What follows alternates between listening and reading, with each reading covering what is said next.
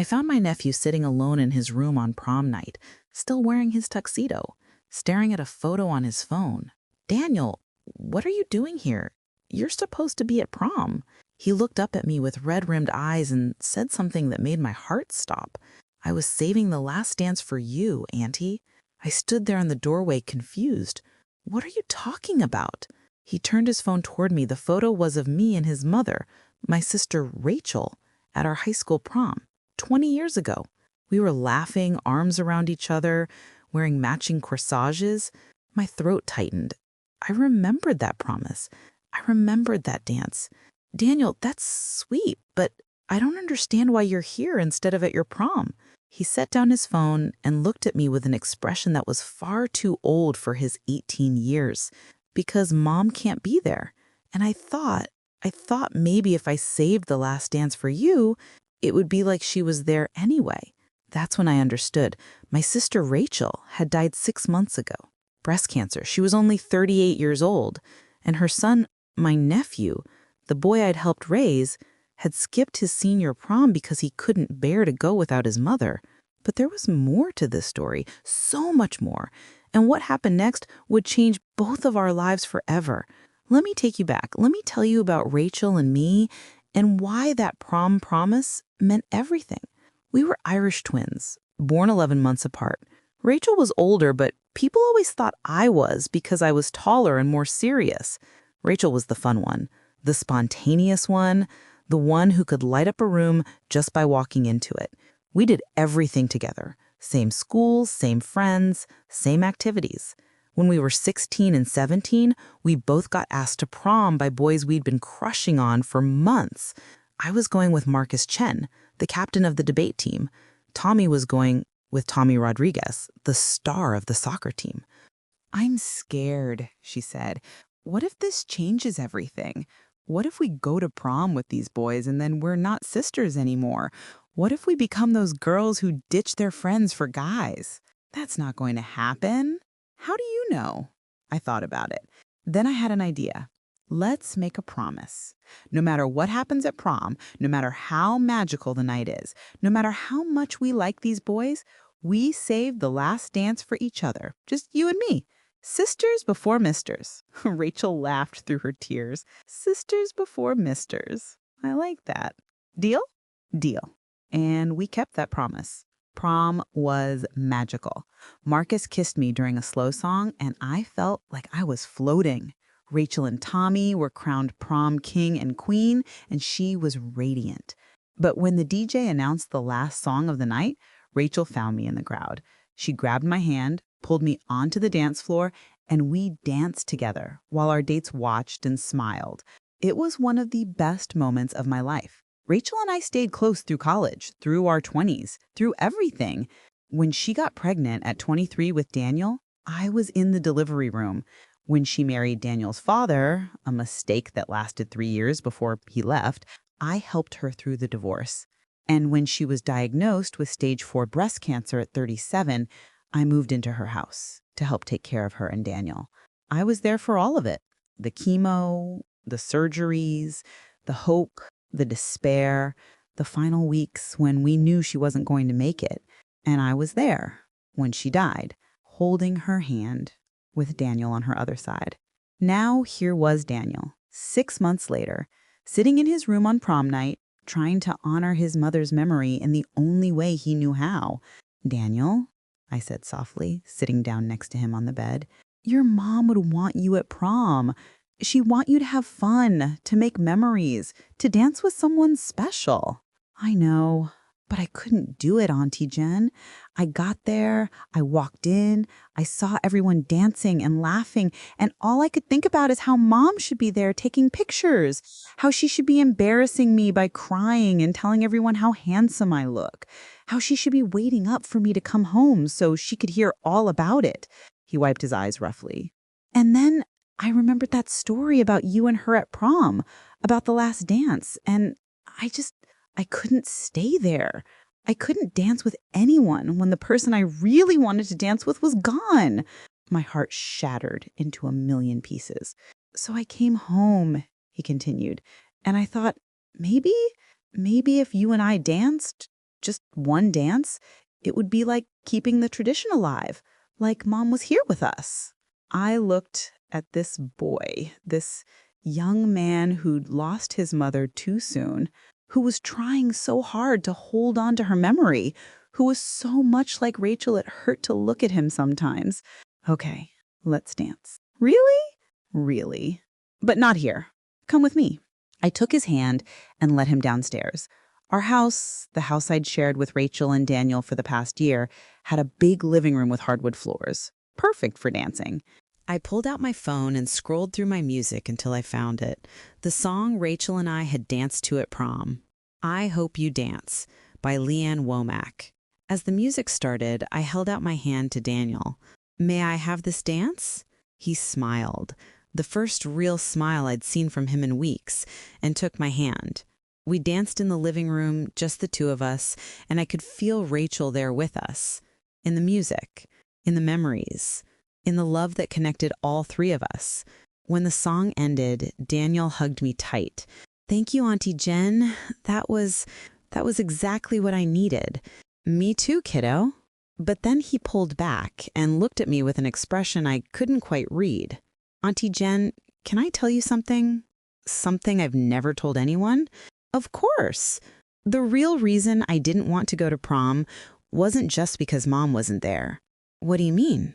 He took a deep breath. It's because I knew that if I went, I'd have to watch everyone else dance with their dates. And the person I wanted to ask, the person I've wanted to ask for months, I couldn't, because it would be too weird, too complicated. My stomach dropped. Daniel, who did you want to ask? Sarah Mitchell. The name hit me like a truck. Sarah Mitchell. Rachel's best friend. The woman who'd been by Rachel's side through everything, who'd helped me take care of her during those final months, who'd held Rachel's other hand when she died.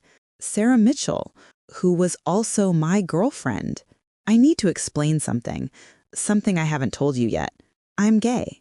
I've known since I was 15. Rachel knew. She was the first person I came out to, and she hugged me and said, I love you no matter what. Sisters before misters, remember? Well, now it's sisters before misters and sisters. But our parents didn't know. They were conservative, religious, and I was terrified of losing them. So I stayed in the closet, dated men occasionally to keep up appearances, lived a half-life. Until I met Sarah. She came into Rachel's life when they were both 25, working at the same hospital. They became instant best friends.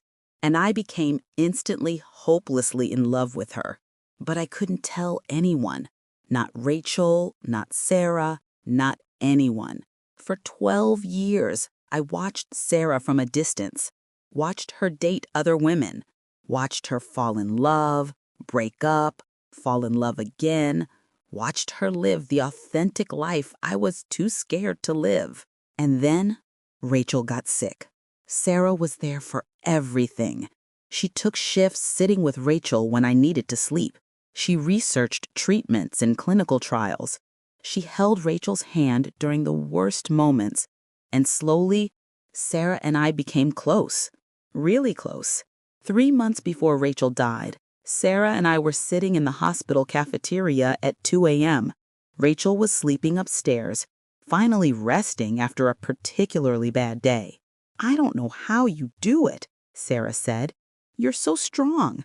You've been taking care of Rachel and Daniel for months without a break. I'm not strong. I'm terrified. I'm losing my sister, and I don't know how to survive it. Sarah took my hand. You're not alone. I'm here. I'll always be here. And then she kissed me. It was soft, gentle, perfect. Everything I dreamed about for 12 years.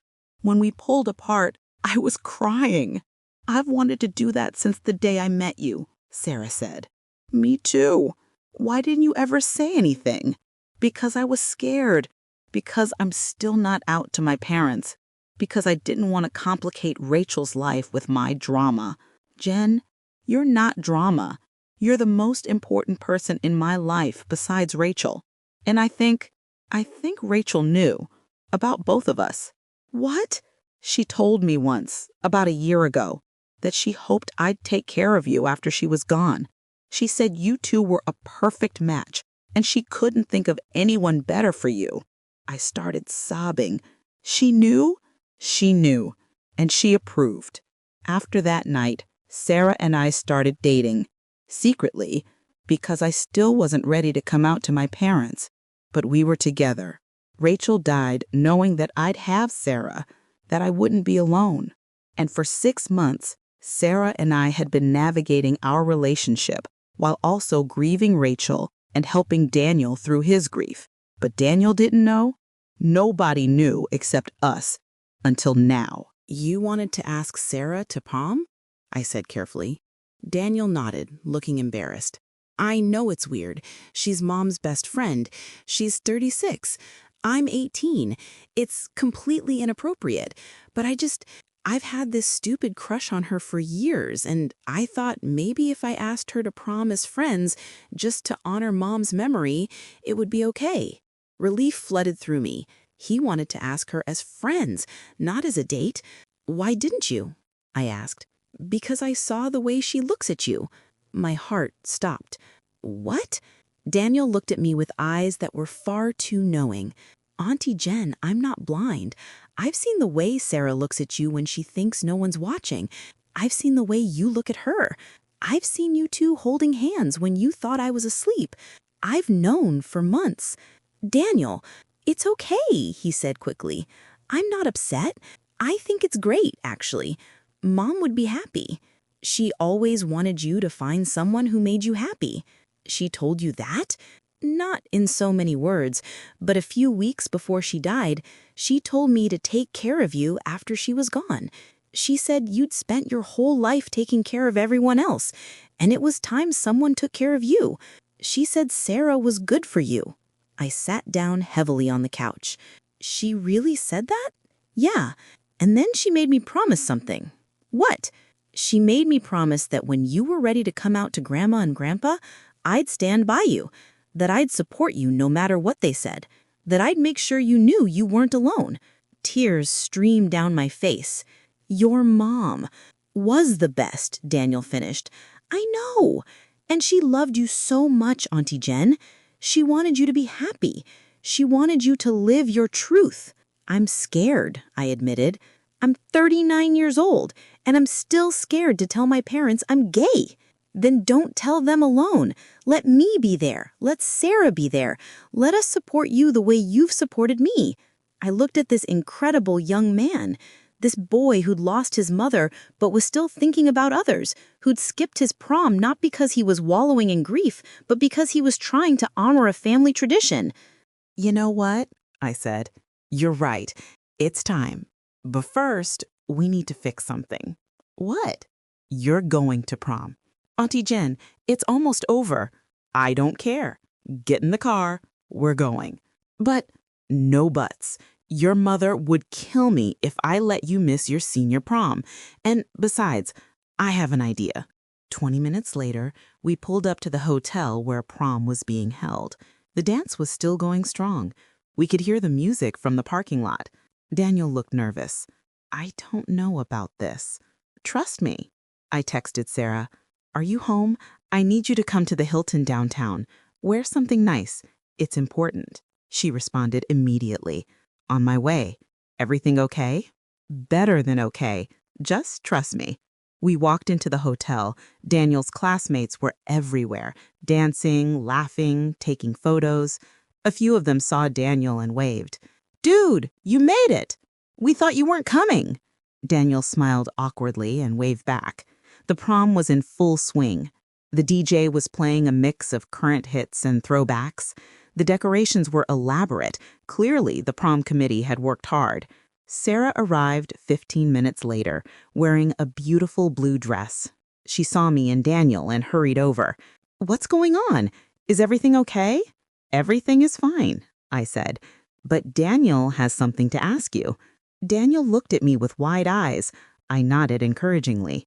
Sarah, he said, his voice shaking slightly, I know this is weird, and I know prom is almost over, but would you dance with me? Just one dance, to honor my mom." Sarah's eyes filled with tears. "Oh, Daniel, of course I will." The DJ announced that there were only 3 songs left. Daniel and Sarah walked onto the dance floor together, and I watched them sway to a slow song. Sarah said something that made Daniel laugh. He said something back that made her cry. They danced like old friends, like family, like 2 people connected by their love for the same woman. When the song ended, Sarah hugged Daniel tight. Then she walked over to me. "That was beautiful," she said. "But why did you really call me here?" "Because there are 2 songs left, and I want to dance with you." Her eyes widened. "Jen, we're at a high school prom. Everyone will see." "I know." "Your parents might find out." "I know." "Are you sure you're ready for this?" I looked around the room. At Daniel, who was now dancing with a group of his friends. At the teenagers who were too wrapped up in their own drama to care about 2 women dancing together. At the life I'd been too scared to live for 39 years. "I'm ready," I said. Rachel wanted me to be happy. She wanted me to live my truth. And I think this is what she meant. Not hiding anymore. Not being scared. Just living. Sarah took my hand. "Then let's dance." We walked onto the dance floor together. A few people noticed. A few people whispered. But most people didn't care. And when the DJ played the second to last song, a slow, romantic ballad, Sarah pulled me close, and we danced. Really danced. Not as friends, not as Rachel's sister and Rachel's best friend, but as 2 women in love. Daniel saw us from across the room. He smiled and gave me a thumbs up. When the song ended, the DJ made an announcement. "All right, everyone, this is the last song of the night. Grab your dates, grab your friends, grab whoever you want to end this night with. Let's make it count." The opening notes of "I Hope You Dance" started playing. Sarah and I looked at each other and laughed. "Rachel's favorite song," Sarah said. "She's here," I said. "I can feel her." "Me too." We danced to the last song of Prom, and I felt something shift inside me, fear falling away, shame dissolving, truth emerging. When the song ended, Daniel appeared next to us. "Can I cut in?" he asked. "I believe I promised someone the last dance." Sarah stepped back, smiling. Daniel took my hand. "Thank you, Auntie Jen, for bringing me here, for dancing with Sarah, for being brave. Thank you for reminding me what's important." We danced together, nephew and aunt, and I thought about Rachel, about the promise we'd made 20 years ago, about sisters before misters, about the last dance. "Your mom would be so proud of you," I said. "She'd be proud of you too," Daniel replied. "You're finally living your truth. That's all she ever wanted." When the song ended, the lights came up. Prom was over. But for me, something new was beginning. The next day, I called my parents. "Mom, Dad, I need to talk to you about something. Can you come over?" They arrived an hour later. Daniel and Sarah were already there, sitting on the couch, ready to support me. My parents looked confused. "What's this about, Jennifer?" I took a deep breath. "I'm gay. I've been gay my whole life. And Sarah isn't just Rachel's best friend. She's my girlfriend. We've been together for 6 months." The silence was deafening. My father's face turned red. "This is a joke, right?" "It's not a joke, Dad." "You're not? You can't be." "I am, and I'm done hiding it." My mother looked like she might faint. "But you dated men. You brought Marcus to family dinners." "Because I was scared. Because I thought you'd reject me. Because I didn't want to lose you." "Well, you're about to," my father said, standing up. "I didn't raise my daughter to be—" "Grandpa, stop." Daniel stood up, his voice firm. Auntie Jen is the same person she's always been. She's the person who took care of Mom when she was dying. She's the person who moved in with us to help me through the worst time of my life. She's the person who loves me unconditionally. And if you can't accept her for who she is, then you don't deserve to be in her life. My father stared at Daniel. You knew about this? I've known for months. And Mom knew too. Before she died, she told me to support Auntie Jen no matter what. She said family means loving people for who they are, not who you want them to be. My mother started crying. Rachel knew? She knew, Sarah said softly, and she was happy for us. She wanted Jen to finally be herself. My parents looked at each other. Some silent communication passed between them. Finally, my mother spoke. I need time, she said. This is a lot to process. But Jennifer, you're my daughter, and I love you. I don't understand this, but I love you. It wasn't acceptance, not yet, but it was a start. My father didn't say anything. He just walked out. But my mother stayed. She sat down next to me and took my hand. Tell me about Sarah, she said. Tell me how you met. Tell me everything. And I did. That was 2 years ago. My father eventually came around. It took 6 months and a lot of conversations, but he finally accepted that I was gay and that Sarah was part of my life. My mother became one of our biggest supporters. She even marched in Pride with us last year, wearing a shirt that said, I love my gay daughter. Daniel graduated high school and went to college. He's studying to be a nurse, inspired by his mother and Sarah. He calls me every week, and we talk about everything: school, relationships, life. Sarah and I got married last year. Small ceremony, just close friends and family. Daniel walked me down the aisle. And every year on prom night, the three of us, me, Sarah, and Daniel, we dance together in our living room to I Hope You Dance. It's our tradition now, our way of honoring Rachel, our way of remembering that she's still with us in every choice we make, every truth we tell, every moment we choose to be brave. Last week, Daniel called me with news. Auntie Jen, I met someone. That's great. Tell me about them. His name is Marcus. He's in my biology class, and I really like him. My heart swelled. Have you asked him out? Not yet. I'm nervous. Daniel, let me tell you something your mom told me once. She said that life is too short to hide who you are, that the people who matter will love you for being yourself, and the people who don't, they don't deserve you. She really said that? She really did. So ask Marcus out. Be brave.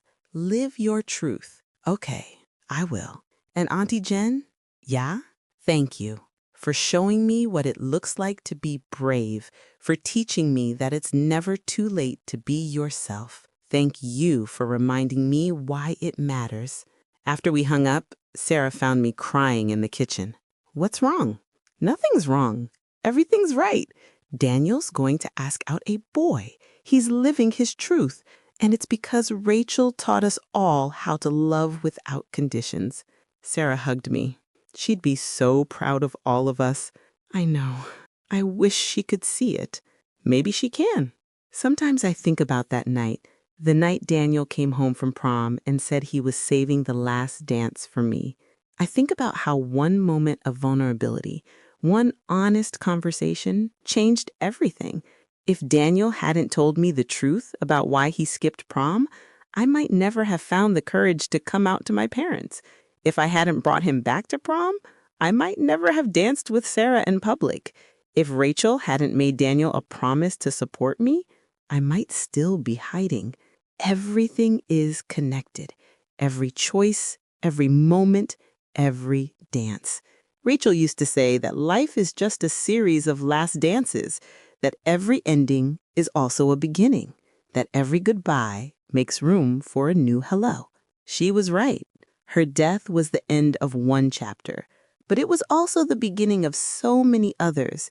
Daniel finding his courage Me finding mine, Sarah and I building a life together, my parents learning to love without conditions. All of it started with a promise two sisters made at prom 20 years ago. Sisters before misters, but also truth before fear, love before shame, courage before comfort. Rachel taught me that, and Daniel reminded me. And now, every year on prom night, when we dance together in our living room, I feel Rachel there with us, in the music, in the memories, in the love that connects all of us. She's in every brave choice we make, every truth we tell, every moment we choose to be ourselves. And I know she's smiling because we kept our promise. We saved the last dance, not just for each other, but for the truth, for love, for the life she wanted us to live. And we're living it every single day, one dance at a time.